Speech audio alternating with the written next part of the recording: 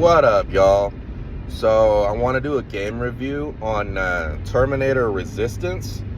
And when I started this game, I did not know what to expect. I was kind of worried that the game adaptation would be kind of cringy and they would have been trying to force it. But actually, I really like this game and the way that they built it. But we'll start off with gameplay and then graphic and then storyline like always. So in terms of the gameplay, I actually really did like it. I liked the amount of tools that they put into it. The experience level wasn't excessively fast, but it wasn't slow either. It actually was really built really perfect to me. Now, the only thing I wish I would have done better was I didn't realize how strong that the knives were, and that would have been the better case to go versus how I went, where I made it really more complicated, because when you get spotted by the Terminators, they rip you apart. They were much stronger than you would have figured they would have been. But it was good because Terminators were supposed to be superior to humans in all instances within the movie. So I did like that adaptation. I wish I would have played the run through a little better. But in the end, I had a lot of fun. I liked the gameplay. I liked the assortment of guns and the upgrades that you could do with them. You didn't have to kill all the Terminators if you didn't want to. And you could have just kind of creeped around, been quiet, which is not really what I did. And then I did like how they put a couple side missions in to add on to it. But all in all, I think the gameplay, the guns, the controls, all that I would rate really high. Actually, I'd rate that probably like a 9 out of 10. They did a really good job in terms of the gameplay style. And then in terms of the graphics, I actually think they really did do a good job on the graphics too. They made the Terminators realistic. They made the Armageddon style of just everything being destroyed, old towns being in ruin. I think they put a lot of attention into detail. And this game didn't really get a lot of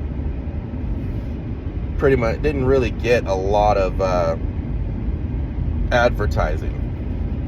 So I think that honestly, more than anything, really helped, because since there wasn't a bunch of advertising and a bunch of people trying to get it adamant of like wanting the game to get out sooner than later, I kind of got the impression that people that were creating the game were able to take their time and put a lot of detail into it and a lot of thinking and design. So with the graphics and everything, I would probably give it like an 8 out of 10, 8.5 out of 10, because there was things that could be better, but in terms of it, I think they did a really good job. And then in terms of the storyline, I was not sure how they were going to adapt it and how they were going to do it, but they kind of went the whole first Terminator deal where they sent the guy back in time to stop it. So they actually kind of went resemblance to the actual movies of showing like they sent 3 people back, which allotted to the movies. It allotted to the sci-fi elements of it, and they actually really did a good job even to that. And the character developments, I feel, between each character you came across, I like that they kind of all had their own backstories, really detailed, talking them out, and you were able to kind of work with them, and you actually could get a feel. Like, you could actually get to a point where you actually felt for those characters and you didn't want them to die or be miserably hurt. You actually wanted them to live and do well. So it kind of made your decisions kind of go to where you didn't want to be an ass.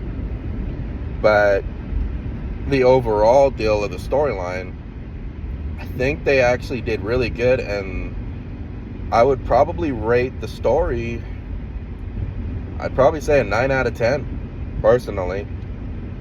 So, the overall game itself, I think I would rate it probably an 8.5 to a 9 out of 10. The game is definitely worth playing, and you can do several replays on it and be different results, because you could do different relations, you could kill different people, you could let them all live, you could go different routes.